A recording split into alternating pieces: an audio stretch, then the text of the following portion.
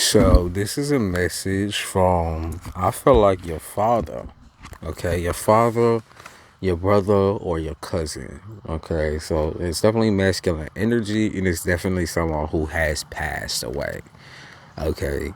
I'm not catching necessarily any foul play. I'm really getting, like, self-assisted, whether this person was definitely aware of the fact that they were going to die. In fact, I feel like you was also aware of the fact that this person was eventually going to die. So it's definitely heavy masculine energy, though. Now, I'm picking up on the fact that this person might have been a mason.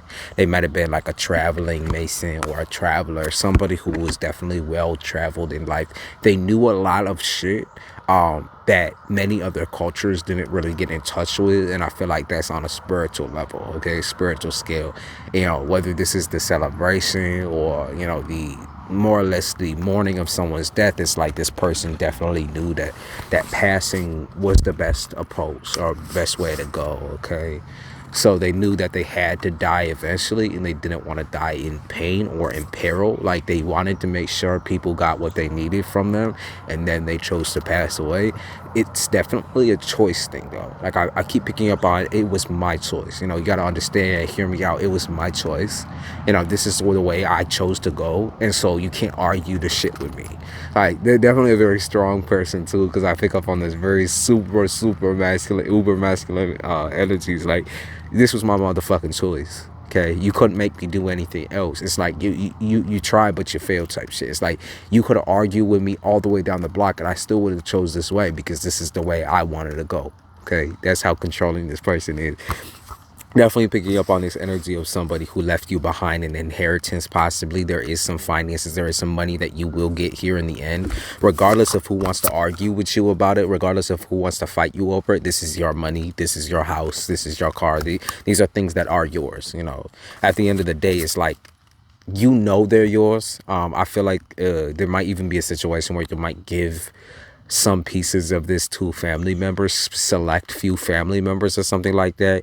Or maybe this person was just very, like, choosy on who they gave what they needed to give to. I'm definitely picking up on, like, they only loved certain people enough to give them like material or financial wealth. It's like, I feel like anyone who didn't get what they was wanting to get, like, at the end of the day, this person didn't really love them like that. Okay, it's like they didn't really appreciate that. They didn't fuck with this person really at all.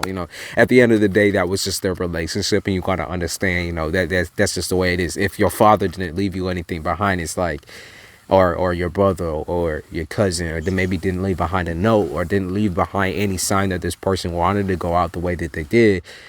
Don't take it personally. Don't take it personally. That's a choice, and that's the last choice of this life. Okay, that's the last choice of this life. That's what you got to put up with. That's what you got to understand. That's the last choice this person made in this life, right? Regardless of your differences, regardless of your love, regardless of everything, this person didn't deserve to suffer. Okay, they didn't deserve to suffer, and they no longer wanted to suffer. That's just the way the story goes. Okay, like, you roll the dice, and not everybody can choose this much. Like, they can't control this much, but this person had full control. So imagine that is a pleasure. That is, I feel like this person is grateful for that. That's even though they're imperfect, even though they had a lot of mental problems, a lot of problems with personality, a lot of problems with, like, holding their anger in. That's what I pick up on most of all, is like the anger and aggression point was super huge with this individual. Even though they couldn't hold these things in, I also catch somebody crying. Your father might have cried a lot, or your cousin, or your brother. Like, this person might have cried a whole lot, just all the time crying. But I think it was from pain, whether it was mental anguish or physical anguish. I just keep getting somebody crying a lot, like, just tears rolling down their eyes. Like, you can see how puffy my eyes right now. I mean, that's from my contact and everything, but for the most part, I just keep picking up on someone sobbing and crying and crying and crying. You might be crying right now too. I mean, this was a big loss for you. I feel like, your closeness with this person it wasn't there anymore, because a family divided is not really a family at all. if that makes sense. So I feel like the family was super divided. I feel like you was super divided. Maybe even the last conversation you had with this person was not the last conversation you wanted to have. You wanted to be able to forgive. You wanted to be able to lay out everything on the table and put some shit away. But, you know, Three of Swords, there was people standing in the way of that progress. And so now you feel a little bit bitter, resentful. Okay. I heard no remorse type shit. Like, I think that like I said, this person is not upset that they chose to go out the way that they did. They're not upset about that. You know, it's like they knew they was gonna die. You know, they knew. It's not something that was too crazy, or, you know, it's like instinctually they knew. So that's just it. King of Stakes, definitely, like I said, father figure. I will be your father. Might be someone just older than you as well, but I keep picking up on Four of Cups, which is somebody who was hard to digest. Why do I pick up on like the uncle type character that was like a heavy drinker, or like somebody just hard as fuck, like gangster ass activity type shit? The Don type character, I just keep picking up on the Don, the gangster, the, you know, the heavy hitting motherfucker, like the very old school, you know, low key abusive in younger years. But as this person got older, I feel like they got a lot wiser, okay, on how they behaved and how they raised the people around them. Like, you can see this dude looks like he's crying in his eyes. That's what I mean. Like, this is an emotional person, and because they chose no longer to hold back their emotions, I just feel like it was just a lot of fucking crying all the fucking time. You're like, nigga, why are you crying so goddamn much? So what does this person want to say to you? I miss you. That's the first one. I miss you. I also heard I'm always here, and I miss you. And then we picked out a holy water. So this person, you might be holding like a necklace or something of, you know, I feel like this is just like yours. Whatever it is, it's yours. You might have given it to this person, or this person might have given it to you because they know it was something you was iron bound type shit. Maybe you always wanted it, and this person is finally giving it to you. Okay. I feel like, what else does this person have to say? They have to say, let's have a heart to heart, you know, take your hand. They said, okay, so, okay. I'm picking up rekindling with family members. Like, this person wants you to get along with your family, definitely. They want you to come back and you know, be able to mourn with them. You gotta understand, mourning alone, I know that's like not what you chose necessarily. You didn't choose for your family to kind of gang up on you or chase you out the house type shit, but you also chose to walk away. And so maybe things have changed with the dynamics, and it's just something that you have to see and experience with your own two eyes. But I get a lot of hugging, I get a lot of crying, I get a lot of holding of hands. Like, and I feel like people are asking where you been. I feel like you've been explaining your current situation to people, like, you know, this is what I've been through, this is what I've gone through, you know, it's tragic, it's traumatic, you know, it makes you feel insecure. It's like, you know, I don't even think you can shed tears in front of some of these folks here. Yeah, they talk about Nephilim, so angels again, but they're talking about how you can't even shed tears here. It's just like, it's not that you have no emotion, is that like you just can't show it in front of these folks. You can't show it, you know, you can't show it. It makes you too uncomfortable, you know. Your first instinct is to run away. To be honest with you, that's your first instinct, or going to the bathroom or something like that. Like, your first instinct is just to not even be around some of these folks. You know, this is confirmation that this person, though, they understand. They know that. They understand your relationship with these folks. They always known that it was going to be hard for you to digest this person's death, but they really want you to just, it's okay, you know, cry, hold each other, you know, this might be temporary, but who gives a fuck? This is the moment, this is the present, this is the today. Mourn together. Sometimes we need that little process of like emotional ties with family, even if we don't feel each other like that. You just need it. It heals a piece of you, because then you know that person really does care. You know, that at least they care about somebody, right? It's like, you might not have felt cared for, but at least they care about fucking somebody, right? At least they care about somebody. They said stop crying and smoke some weed. Stop crying and smoke some weed. That's what they say. You're like, why am I being tested? You're my father. You know, why did this happen to happen now? You're my father. You're my dad. You know, why did this have to happen during this particular time in this particular moment in my life where I might not be able to handle all this? You're my father. You know, you're my father. You're my dad. And your dad will always be your dad, right? On the DNA level, right? That will always be your father. And maybe not even on that level. Maybe you're adopted. And maybe this was the person who literally raised you up and you felt connected to. This is your father, okay? That's your dad, you know? Be proud of this nigga. Be proud of what this nigga has accomplished, even if it was a very small feat, you know, for this person to show emotions or show a vulnerability or, you know, should give up, you know? Because throwing in the towel or giving up, I hate when people say that. It's like, oh, fight cancer or fight your emotions, fight your mental concept. Why can't people just settle?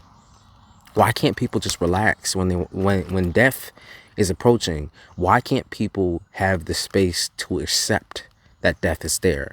Why can't people be able to like swallow that for themselves versus always having to fight?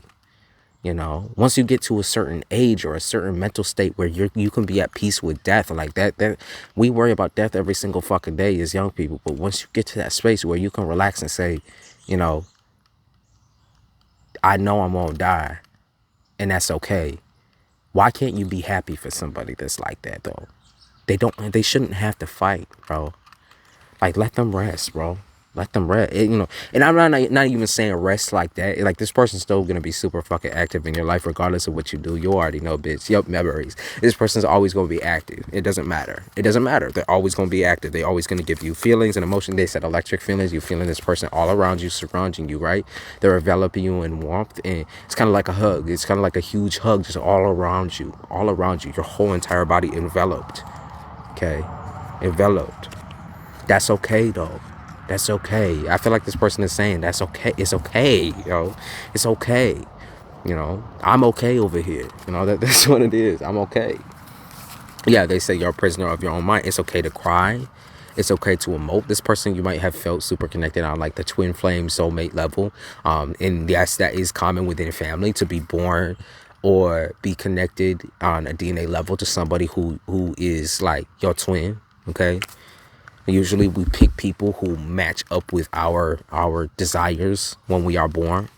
And so that's what I feel like you did. You matched up with somebody who was very, very, very, you know, loving towards you, you know, who gave you everything and nothing at the same time. Because I feel like the struggle here was this person abandoning you, right? At the end of the day, they might have abandoned you for other pieces of the family, right? And that's something I do feel like they regret totally and entirely. Like, if there's not enough time in the day to even speak with this person, you know, there wasn't enough time to go through all of the problems this person has brought to you, okay, or to your family. There was not enough time for this shit. You gotta understand that was not enough time for this shit. That's it. You know, that's where this conversation would have led to nothing. You know, it would have brought you nothing. A simple I'm sorry, right? That's all you could ask for. And that's what you are receiving right now is an I'm sorry, you know, I'm sorry. I feel like you can't be picky about the way people go. That's just it, you know. What else we got? Anything else this person wants to say? They say it's okay to be sad. It's okay to be frustrated. It's okay to be mad. It's okay to feel all these things. Because at the end of the day, you didn't get to feel them before. You shut your emotions down. Maybe even while this person was passing away, but you shut your emotions down almost entirely in order to continue living life on top of maybe taking care of this person or being around this individual. Or maybe you separated yourself from their family. But regardless of the situation, it's what you had to do. Okay, it's what you had to do. And this person understands that. It's okay. They understand. They do understand. They seriously do. I mean, they don't. I feel like this person had a very similar upbringing to what you have gone through and what you have dealt through. And that's something they begged, you know, God and begged everybody to not repeat, but it's still repeated. You want to know why? Because this is your generational curse to break. This is your karma to break. Was not for him, you know. At the end of the day, he didn't deal with his shit, but you're dealing with his shit. And as his seed, as his as the next generation, you got to understand that that's the important part. You're breaking generational curses. Okay, this is a new age. Okay, of individuality, of people who don't have to live as slaves anymore to their mental problems. Okay, you know, when people got cogs loose up here, we can now get help. We can now talk about it. We can now say something, right? So the hangman, yep, they set judgment. Okay, laying them in the dirt, laying them in the dirt.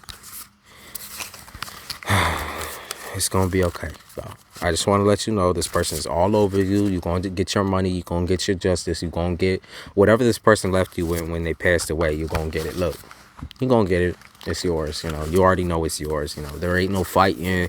Doesn't matter who trying to fight you on this. It's yours. Okay. So here's the world card, you know, pledging your allegiance. This is spiritual battle, spiritual values. This is maybe even seeing this person in your dreams. This is being open. Be open to this world, to this new spiritual world. You might be new to this shit. Be open to it, and you will experience this person because they are right there with you. Trust me when I say that. When you get them feely touchies and all the hair stands up on your body, you know, in your sleep, you be waking up at certain times at night. That's this person, okay? Just want to let you know they're definitely 1,000% there with you. They were a psychopath in life. They are a psychopath in death type shit. That's what I heard. A psychopath in life and a psychopath in death, or got that anger, got the angst in life, and they got the angst in death too. Okay, they got their pep back in their step. You might have saw them losing their life, slowly losing like the life in their personality, but now it's like full fledged. Like this person is so excited and so, you know, ready to just do shit for you, ready to do shit for themselves and accomplish things for themselves over on the other side as well. So it's just another life, babe. It's just another life. That's how you gotta look at it. Just another life, and they still there with you, and in spirit. All right, y'all. That's the end of the day.